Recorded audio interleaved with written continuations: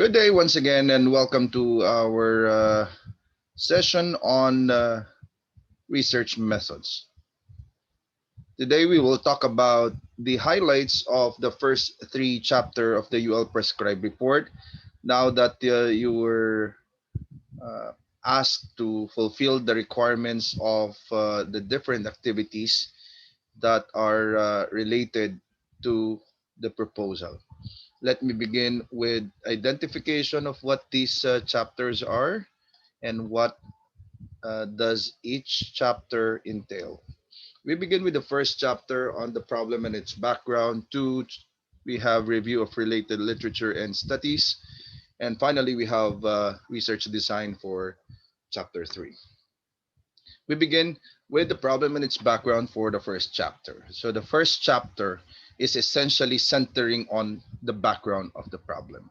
How do we develop the discussion?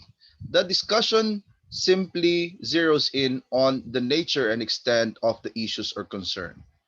We do this by way of deductive reasoning, which means that the discussion begins with the macro perspectives that will account for the general, okay, uh, discussions that relate to but is not limited to the meaning definition of the subject or subjects or variables of the study, and presenting global scenario about the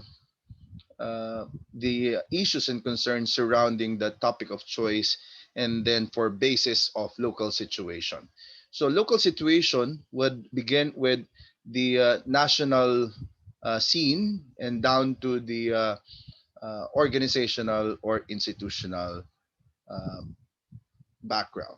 Okay, so that will be for the main highlight of the first chapter. In addition to the problem background, is a further discussion about the theoretical and conceptual framework of the study. Okay, the theoretical and conceptual framework are sets of theories and academic concepts upon which you anchor the study.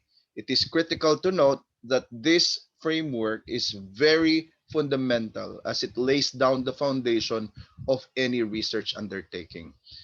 Also, in the choice of the theories and concept, you'll have it on the basis of your field of specialization, such that if you're pursuing a criminological research, the primary choice of theories be on the criminological theories or theories that pertain to criminology. Same is true with the nursing research. So you will have to say, for example, talk about patient care theories and the like. While for business ad and public administration, you talk about management theories. Also, academic concepts may form part of the discussion by noting of models or frameworks that will illustrate further, okay, the thesis or the tentative conclusion that you would like to have for the basis of the conduct of your own study. Okay, so that is theoretical slash conceptual framework. Then we talk about, in more specific terms, the questions. The problem as translated into question form that will focus on a more specific unit of analysis. And then assumptions are laid down as well as hypotheses are formulated. But again, let's recall, it is to be recalled that hypothesis is not always present in all types of studies. Okay, uh, there are only types of studies that would necessitate the formulation of a hypothesis.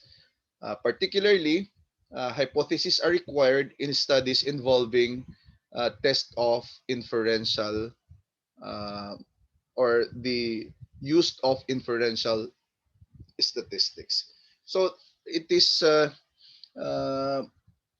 it is important that we are aware, okay, of what type of study we are doing, okay, whether it's quantitative, uh, and if quantitative, then will it be involving descriptive or inferential statistics, okay? So as mentioned in the past, there are two branches of statistics. We have descriptive statistics, which features uh, three types. We have measures to condense data. So measures to condense data has the following examples. We have ranking, we have frequency counts, we have percentage. So that's measures to condense data. Number two, we have measures of central tendency or centrality. There are three. We have mean, median, and mode. Mean is the simple average. Median is the midpoint. Third, we have the mode as referring to the most number, the value, okay, the numerical value with the most number of appearance in a given frame. Okay, that's measure of centrality or central tendency. And then finally, we have measures of variability, which measures dispersion, such that we look into the distances of the values if they are, okay, placed in a scatter plot uh, graph. Okay, so it talks about how spread, okay, is the distances between and among the different values, okay, in a given data set. Right? So that is the third type of descriptive statistic, uh, known as measures of centrality or variability. We have examples like standard deviation, range, quartile, okay, and so on and so forth. Okay, so that's descriptive statistics. The main intention is to describe the quantitative data. On the other hand, we have what we call as inferential data. Inferential statistics rather. Inferential statistics are those that are concerned with the test of two things. Number one, we have test of significant relationship, and number two, we have test of significant difference. But this is only in general terms. There are other more specific types of treatment, okay, uh, that are observed insofar as inferential statistics is concerned, right? Okay, so later we will have a more important and more specific discussion of quantitative analysis. Okay, after summing up all the requirements of the problem and its background. Note that this is the only course, okay, that you will have, you know, for basis of tackling the different requirements of the UL format for your final requirements as a matter of requisites for graduation of your respective courses. So we have for MBA, SPB, for public administration, you have your masteral thesis. Okay, same is true with MSc or Master of Science in Criminology and Master of Arts in Nursing. Okay, so that's for the format of the first chapter. Okay, so aside from the assumptions and hypotheses, then we have scope and delimitation. We have significance of the study, and then the significant and the definition of terms. Okay, so the scope and delimitation is very essential as well, because it will lay down the limitations of your study. Okay, if you will recall, based on the discussion that we have in relation to the process of research writing, the uh, the different steps uh, in the process begins with the identification of the topic, and this is followed by the narrowing down of topic. Okay, the narrowing down of topic is observed in three. stages. Number one, we have the establishment of the purpose. It is very quintessential that you have already in mind a clear picture of what you want to do, of what you want to study, and why you're studying such. Okay, so that is the initial start of narrowing down the topic. On the basis of the purpose, then you can already determine the limits of your study. Okay, so you will need to decide on what will be the coverage, what will not be covered, and for what reasons these are not made part of the study. And finally, you will now assert your tentative thesis statement. Okay, what is a thesis statement? Thesis is a tentative conclusion. So it's the summary of your entire study. It is the framework that serves as guide, okay, in the course of doing the research. Okay, so always be guided by by these three things, by these three activities. Establish your purpose. Two, you have your to determine your limitations, the limitations of your study, and then number three, you assert a tentative thesis statement, right? So that's on narrowing down the topic. So that is involved in the course of laying down the uh, parameters, okay, for the scope and delimitation section of the first chapter. And then we have significance of the study, okay, where you will have to account for the yield or the yield based on the results of the study. So you will need to determine what sectors or groups may benefit or may may uh, partake, no, in the results of the study. Okay, so that is significance of the study.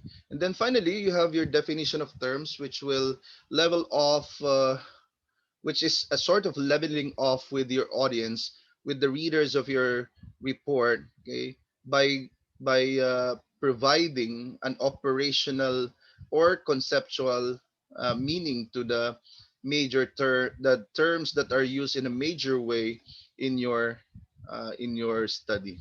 So you base it on what terms are reflected on the title as well as the statement of the problem. So you only limit it to the terms that which appear in the title and then in the problem statement or statement of the problem section of the first chapter. So that will be for the first chapter. Now, I'd like to have a further discussion about quantitative research. Okay. Um, Let me share to you some important discussions about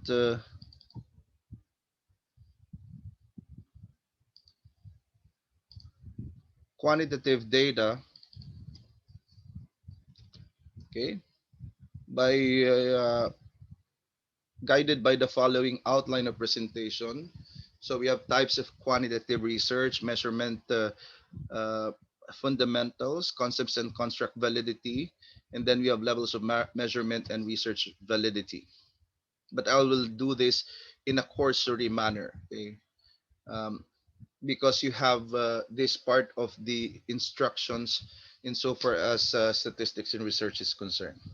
So we begin with the types of quantitative research. We have exploratory, we have descriptive, we have causal. Okay, so what is exploratory for quantitative research type? It is basically that initializes on studying, okay, an emerging topic of investigation. It is a good way to start to familiarize with some new ideas or insights. For example, identify dependent and independent variables, okay, as the case may be. So exploratory for quantitative research as a type. And then we have descriptive type of quantitative research, okay, where there is mapping out of a circumstance, situation or set of events. This is according to the work of MacNab. Okay, and then we have causal. Okay, causal comparative research. Okay, it's a specialized type of uh, uh, uh, sorry, causal. Causal is all about association. Okay, it talks about establishment of the relationship between two or more variables, as in identifying the cause of an effect. That's why it's called causal. But in a causal or association or correlation study, we do not go for causation. Okay, we do not go for causation. What is meant by causation? Causation is to directly attribute, okay, the dependent variable to the dependent variable. Okay, and then we have also causal comparative. So you might be misled with that. Causal for quantitative research, as in cause and effect, is different from causal comparative. So causal comparative is also referred to as your ex post facto research. Okay, so it is more popularly known as ex post facto, no, for causal comparative. So causal comparative differs from the causal associational or correlation study because in the first place, the association or correlation study is concerned with establishing relationship, while comparative analysis is concerned with determining significant differences. Okay, now let's talk about how quantitative data are measured. Okay, so a key difference is that normal science deals with concepts that are well defined to a great extent um, on standardized measures. Okay, so what are standardized measures? For example, we have speed, distance, volume, and others. So this is to begin with our discussion alongside measurement. On the contrary, in social sciences like business administration, even nursing, okay, and public administration and criminology, we use concepts that are ill-defined, and therefore the standardization in terms of how it is measured varies, no, or there is little agreement. No, like for example, if we have it in terms of uh, uh, commitment of crime, for example, in criminology. If we have it in terms of learning, for example, if we talk about health condition, okay, well, except in cases involving exact measurements like weight for basis of uh, of uh, of health condition. So that's what we mean by ill-defined, okay, in this particular discussion of ours. So statistics, okay, come to the rescue when we have these kinds of quantitative data, okay, part of our studies. Okay, so statistics, okay, uh, will be all about dealing with the fundamental nature of measurement according to MacNow. So it is for this reason that the uh,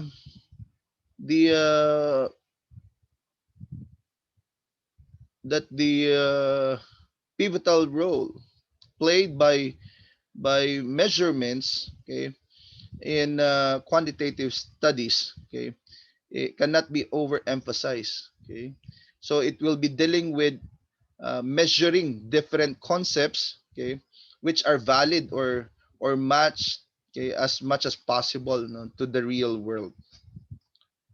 So what then is a concept? No? So concept, as defined by Pollack in 2005, is a mental construct. So meaning it is uh, uh, something that appeals to our mindset, okay, representing phenomena in the real world. Okay, so it is that which is used for basis, okay, of measurement, okay, which is in its abstract form. Okay, so the challenge, therefore, okay, is to transform this abstract, okay, uh, understanding of something or concepts into something that is concrete, okay, that is measurable, right? So, for example, concept of development. Okay, so it may vary, no? Based on our perspectives. So that is something that uh, is subject, okay, to uh, our different uh, mm, uh, perspectives. Okay, so this is what Pollack would like to explain uh, in in per- in so far as research is concerned. So the initial task in a quantitative research is to identify the concept, okay, and that concept is the core focus of your study. For example, in in public administration, for example, development, economic development, for example. So we provide, we say, for example, development. Okay, then we provide a conceptual definition for development. So conceptual definition meaning we uh, we be more specific in coming up with a more specific criteria that will help us better understand the concept, okay, and to um, to lay down, okay, basis for measuring this variable. For example, uh, and that's what operational definition is. So for example, we have it in terms of development for concept, and the concept of development is on a more economic point of view. And so when we talk about economic point of view, we have it in terms of operational definition, the gross national product, for example, as a measure for economic development. Okay, so I hope that you were able to follow, okay, how concept was translated into conceptual definition, and the conceptual definition to an operational definition, and that now becomes the variable, okay, where which is actually a state that takes different attributes or value. So when we say GDP, so it will be in terms of uh, number values, okay, which takes different which can be categorized, okay, in terms of numerical values. Okay, so now talking about units of analysis. No, it can be that which to describe individuals, people, places, groups, or institutions, as well as nations and programs. For example, in criminology, we talk about analyzing uh, those who are incarcerated, or those who uh, are detained, for example. In case of nursing, we talk about patient. Okay. In business administration, we talk about business entities. In public administration, we talk about sectors, for example. So these are units of analysis. Okay. Now, this has something to do with what I have for initial example on concept on development. Okay, so we have this to further illustrate the a model of Pollack. Okay, in this diagrammatic representation. So we have this, for example, focus on development. Okay, so we try to conceptualize and operationalize on that, like we identify development as delving on the gross domestic product per capita. We have income distribution. We have quality of public institutions and civil liberties. Okay, so this is how we try to develop our initial proposals into following the Pollack's model. And on that note, okay, so from the concept to the conceptualization and operational requirement, we then proceed to the work of establishing construct validity. So when we say construct validity, it is the process by which we match no, uh,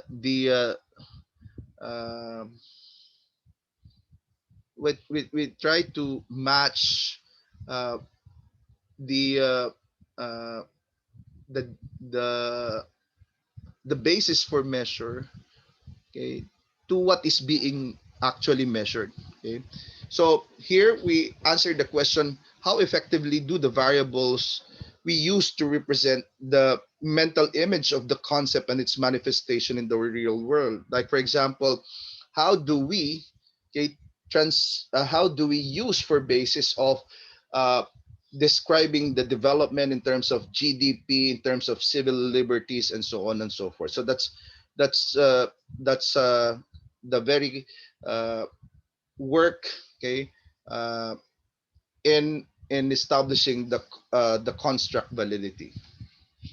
Okay, so now we talk about further, okay, measurement. So we talk about initially x and y variables, uh, but if not, then how do we do it? Okay, so we, instead of dealing with x and y, we measure whether certain variables are meaningful or individually significant. We measure the variation in our variables, okay, variances, or we also measure the significance and explanatory power of our models and relationships between variables, right? And finally, it can be quantified. No? Then you should do so. So that's how measurement is performed, okay, in quantitative studies. So it is important that we look into qualities of variables. Okay, so based on what we had for earlier discussion, so variable takes different attributes. So in the case of development as a variable, uh, it can be in the following attributes like develop or developing. So how do we then construct variables? So in the course of operationalization, the variables must be defined firstly, okay? And then we select a means to construct them, okay? So how is the construction done? So we do this by connecting concepts to observations, okay? So this will now require the choosing of the level of measurement, okay? So for example, what is uh, the level of measurement, okay, when we talk about relations, when we talk about development, okay, so the relationship with the values that are assigned to the attributes for a variable are given much of consideration. So if the variable is development and the attributes are low, medium, or high for that matter, then uh, it can be regard uh, it can be understood that these attributes will be assigned specific values like 1, 2, 3, such that uh, low for an attribute of development has a numerical value of 1, medium as 2, and then high for 3. Okay, and this will be the range, okay, that will determine the relationship, okay, um, insofar as development is concerned. On that note, it is very essential that we be aware as well of the levels of measurement, such as nominal, ordinal, ratio, and interval. Okay, so it is taking four scale values or four levels of measurement from nominal down to ratio. Okay, so the first two are considered or known as categorical. Okay, categorical data. Okay, while interval and ratio represent the so-called discrete data.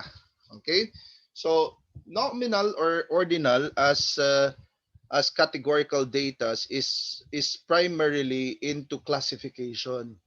So to begin with, nominal, okay, is as the term suggests, nominal, no, is concerned with the naming or classifying of uh, of attributes like sex. Okay, we have male or female. Okay, and this variables is consists of categories that are non-ordered, so that will distinguish it from its counterpart under the categorical data type. Okay, which is ordinal. Okay, so this is uh, all about having uh,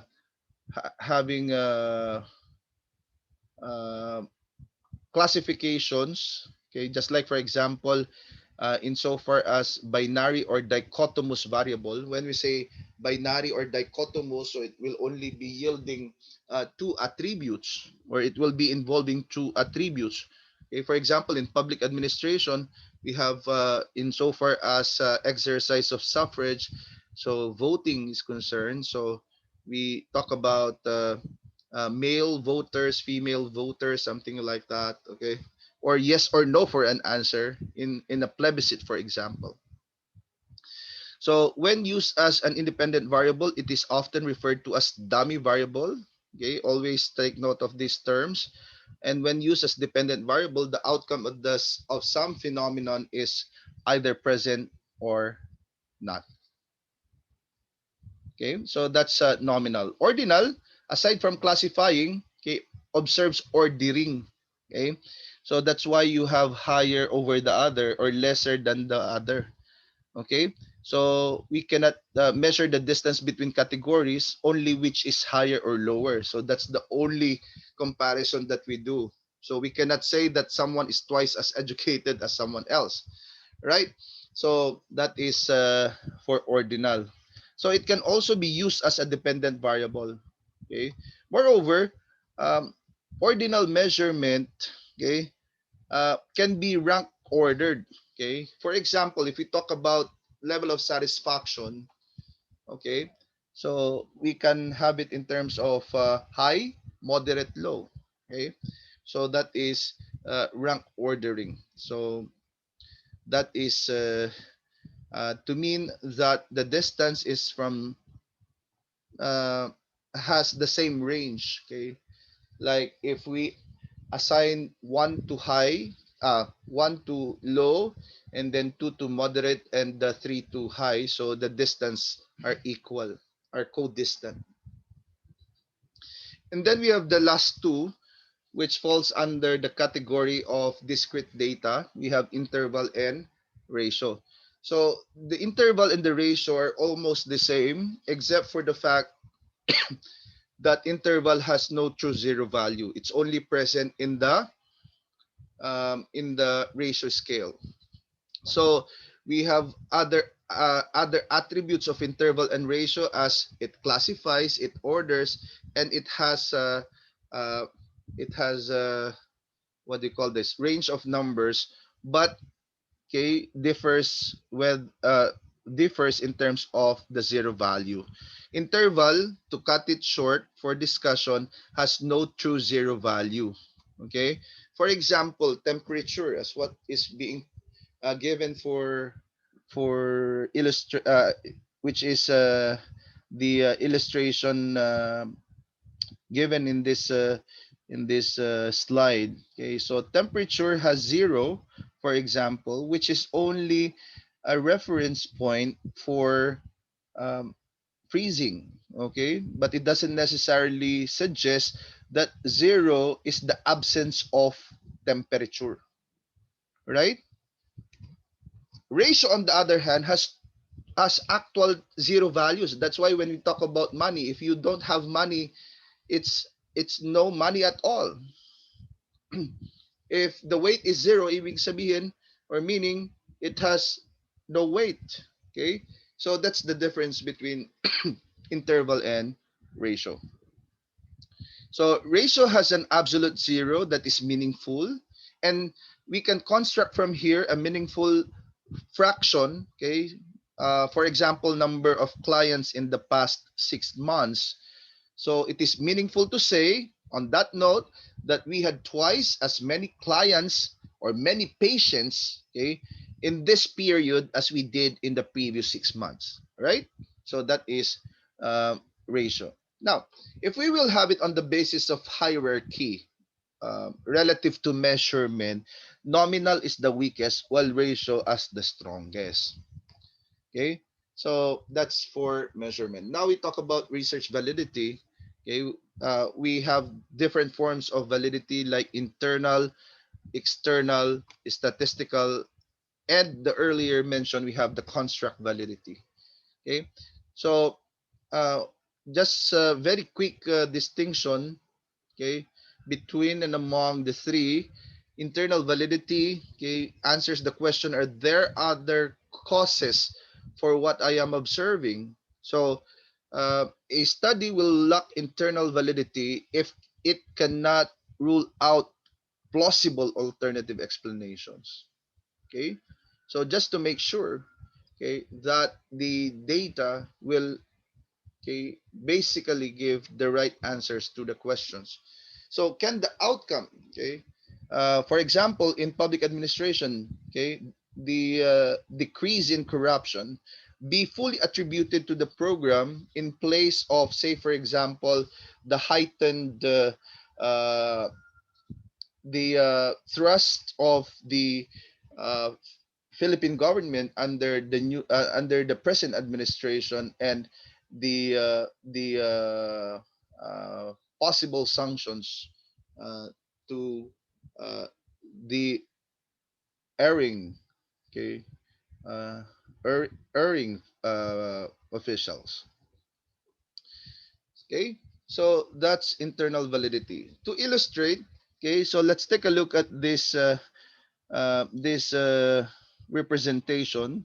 So we have your cause and the outcome result, okay, where history, maturation, testing, instrumentation, selection, mortality influence, okay, the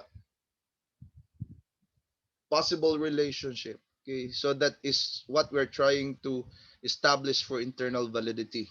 Okay, and all these are considered threats to validity. The ones in the red, okay, history, maturation, testing, instrumentation, okay, mortality. For example, if in the course of doing a study about uh, about cure of a disease, in say for example in nursing research, okay, uh, we have for example those who in the process of research, okay, uh, die. So we these are possible threats to validity. So aside from internal validity, we also talk about external validity. Here we talk about how well does your study, my study, or sample relate to the general population. So when we talk about sampling, for example, so we talk about uh, is this a required sample size, okay, or in other words, am I able to generalize to other population place across time? Okay, here we talk about uh, selection, okay, and the treatment to all the threats to validity, okay, and the settings and the treatment. Okay, so that will be for additional discussion about quantitative data. So let me go back to uh, the other requirements, okay, as prescribed of you, okay, based on the activities that uh, you have done in the previous sessions. Okay, so after the first chapter, okay, you were asked to annotate bibliography. Okay, so this is in preparation for your review of related literature, which is to discuss in full length your theoretical and conceptual framework. And the second chapter of the UL Prescribed report is prepared in two parts. So the first part will be the conceptual literature for the non-data materials. Okay, so non-data materials are those that are not results of previous studies, which can take the form of theories, concepts, constructs, and models. While the other section is for the data material. So we have that section for findings, conclusions, and recommendations of previous studies.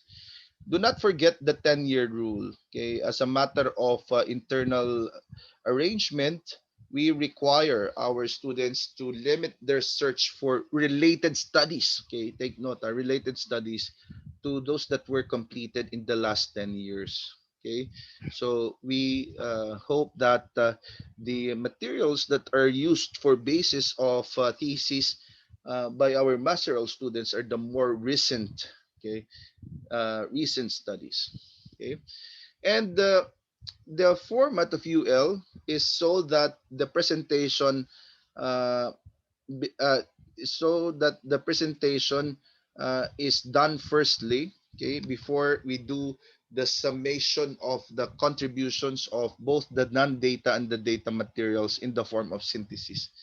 So immediately after the research literature, we come up with what we call as clinching paragraph. Okay, clinching paragraph will explain, elucidate, will point out on what specific contributions your reviewed material, meaning the data and the non-data materials have had on your present study. So you will need to account specifically what are these contributions. All right. And it is to be noted further that the presentation of both the conceptual literature and research literature be always on insofar as the thematic approach is concerned. So, what is thematic approach? So, you will have to organize the conceptual literature and the research literature observing major themes. Where do you base your themes? Okay, the themes actually are taken from number one, the title of the study, and number two, we have a statement of the problem. Only those that which appear for major terms that are reflected in the title and the statement of the problem, okay, will form part of the themes. Okay, so that's for review for related literature and studies. And by the way, uh, the other approaches observed by institutions like geographical and chronological are not observed, no, at UL.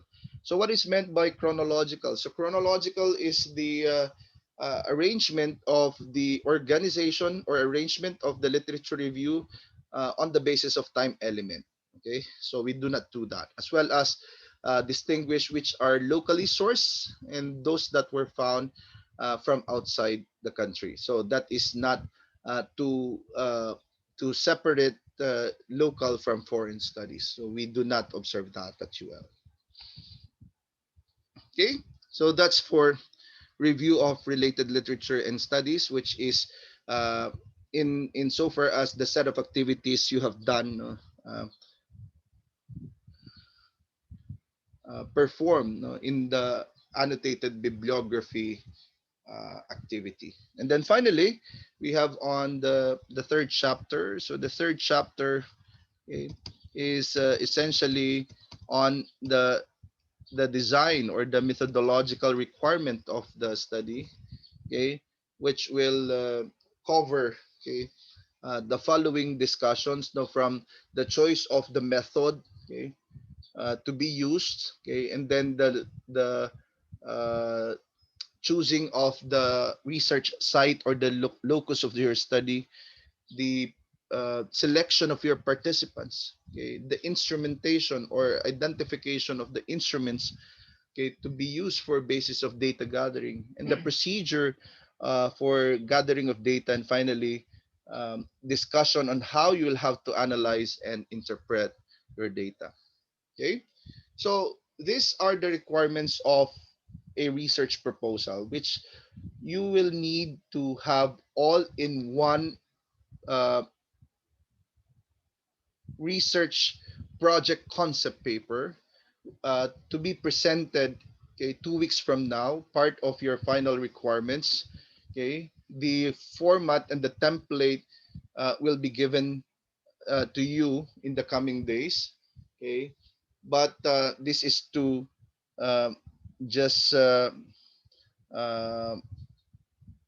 advise you that you will not be asked this early to develop it in a full-blown proposal. So it will only be a report consisting of lesser number of pages, okay, compared to the usual voluminous chapters 1, 2, and 3.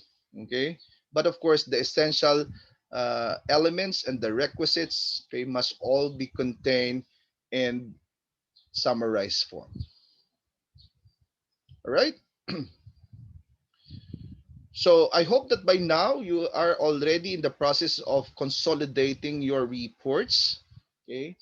Now that you have, you are expected to have done all of the activities guided by the materials and the instructions that you were provided with. Uh, So let this, in addition to what you already have for materials and instruction, aid you in the development of your proposal.